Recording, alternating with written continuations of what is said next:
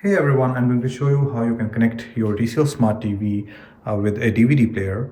So if you have a old DVD player that has the audio output of analog audio output, so what you can do is you all you need is this cable.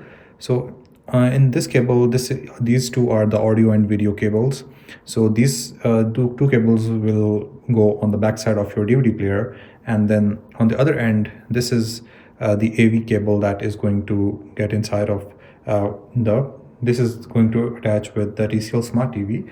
So TCL Smart TV has a port on the right side of the device. So you can connect this port on the right side of the device and these two on your DVD player. And after that, you can connect it and then you can watch your DVD, whatever that is going to play.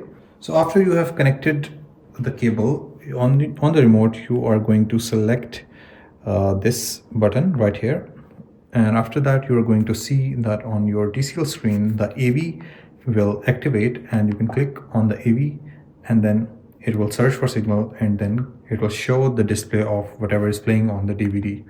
So this is how you can connect your DVD player with your TCL Smart TV. I hope this was helpful. Thank you so much for watching.